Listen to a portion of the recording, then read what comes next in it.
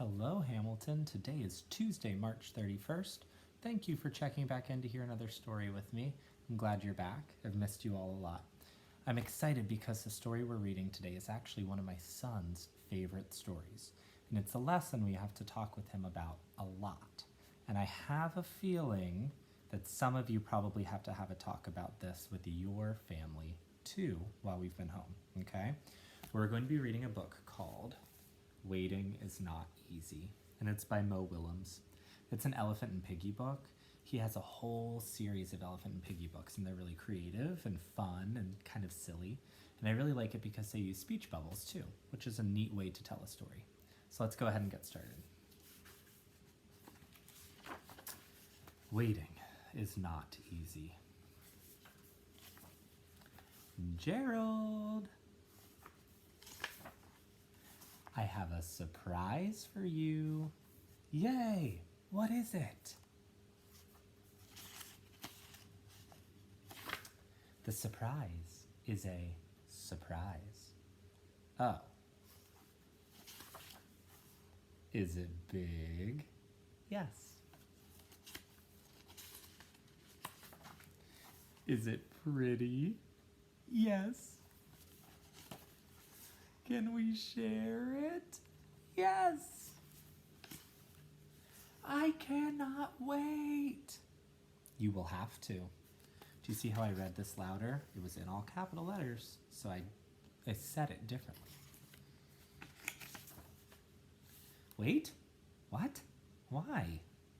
The surprise is not here yet.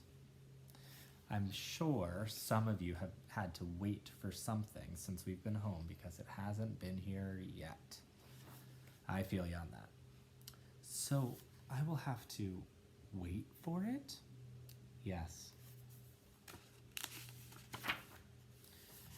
Now this is a big word. It actually says groan, but instead of saying groan, we normally make the sound of a groan. And a groan is when you go like this.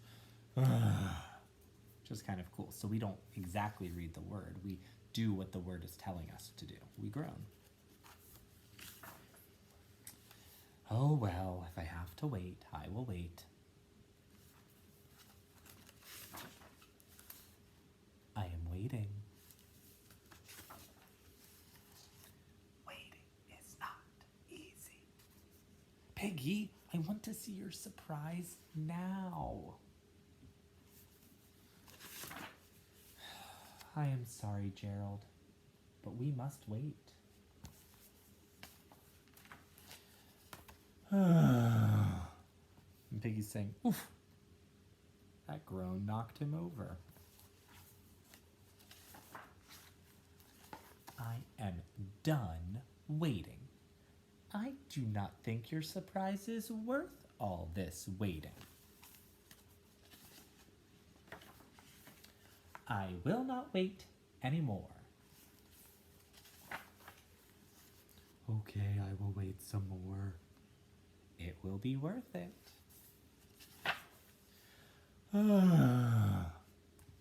Eek! Piggy, we have waited too long. It is getting dark. It is getting darker. Soon we will not be able to see each other. Soon we will not be able to see anything. We have wasted the whole day. Well, we have waited and waited and waited and waited. And for what? For that.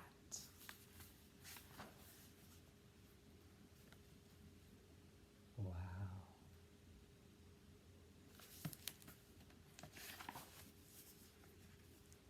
That was worth the wait. I know.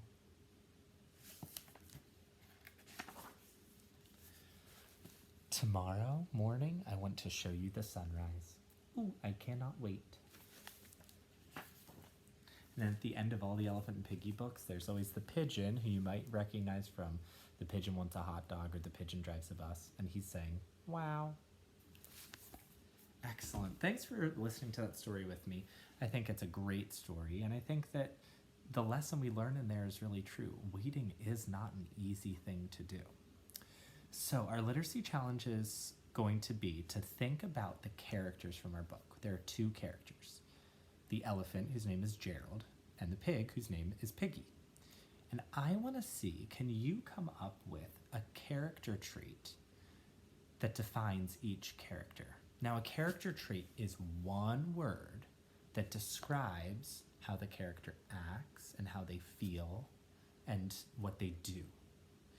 Instead of just focusing on if they're happy or sad or angry or upset, those are feeling words. We're going to be focusing on a character trait. So it might be a word like they could be silly, or they could be serious, or they could be independent or bold, or maybe they could be cowardly. Those are all different words that describe how a person is on the inside. So if you had to think for our character, Gerald here, what would be one word that you could use to describe who he is? Now, we're not going to say elephant because he is an elephant, but we're looking for a character trait, a word that describes how he is on the inside, especially in this story. Think about what he does in this story. Think about how he acts in this story. You're also going to be doing the same thing for Piggy.